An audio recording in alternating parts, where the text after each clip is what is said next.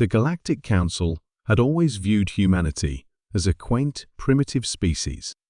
Sure, humans had managed to split the atom, send probes to the edges of their solar system, and even dabble in genetic engineering, but compared to the vast, ancient civilizations that made up the Council, Earth was little more than a backwater planet.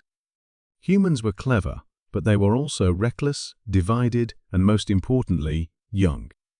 Too young to be taken seriously. That was, until the day the Vril arrived. The Vril were one of the oldest and most advanced species in the galaxy. Their ships, sleek and shimmering with exotic energy, descended upon Earth without warning. The Council had sent them as emissaries, tasked with assessing whether humanity was ready to join the interstellar community. The Vril, however, had already made up their minds.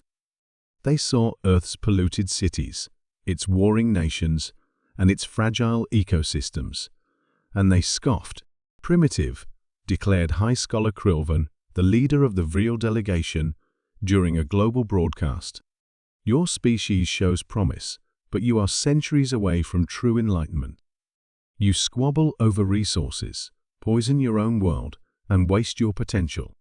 Until you evolve beyond these limitations, you are unworthy of joining the Galactic Council." The message stung, but humanity had little time to dwell on it. Within hours of the Vril's arrival, disaster struck. A mysterious illness began spreading through their ranks. It started with a cough, then a fever, and within hours, the infected Vril were immobilized, their crystalline skin turning dull and brittle. The Vril's advanced medical technology was useless against the plague. Panic set in as the delegation realized they had no immunity to Earth's pathogens. High Scholar Krilvan, now gravely ill, issued a desperate plea. "Help us," he croaked, his voice trembling. "If this plague reaches our homeworld, it will devastate our species. We beg you, humans, lend us your knowledge." The irony was not lost on Earth. The Vril, who had dismissed humanity as primitive, were now begging for their help. But there was no time for gloating. Scientists, doctors, and researchers from every corner of the globe dropped everything and converged on the Vril's landing site. Governments set aside their differences, sharing data and resources in a way they never had before. For the first time in history, humanity was united by a single goal: to save the Vril. Dr. Elena Marquez, a virologist from Mexico City, was among the first to arrive. She had spent her career studying zoonotic diseases illnesses that jump from animals to humans. As she examined the infected Vril, she noticed something strange. The pathogen wasn't entirely alien. It bore similarities to Earth's own viruses, suggesting it had mutated after the Vril's exposure to the planet's environment. "This isn't just a plague," she told her colleagues. "It's a hybrid, part Vril, part Earth. That's why their tech can't fight it.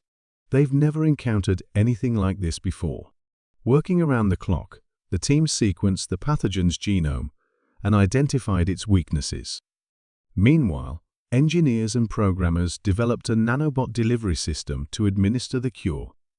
It was a race against time, as the Vril's condition worsened by the hour. In the end, it took humanity less than 24 hours to develop a cure. The nanobots, programmed to target the pathogen without harming the Vril's unique biology, were injected into the infected. Within minutes, the fever broke. The Vril's skin regained its luster, and their strength returned.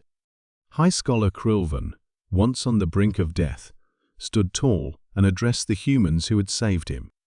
"You have done the impossible," he said, his voice filled with awe. "Where our technology failed, your ingenuity prevailed. We came here to judge you, but it is we who have been humbled. You are not primitive. You are extraordinary." The Vril's report to the Galactic Council was glowing. They spoke of humanity's resilience, creativity, and capacity for unity.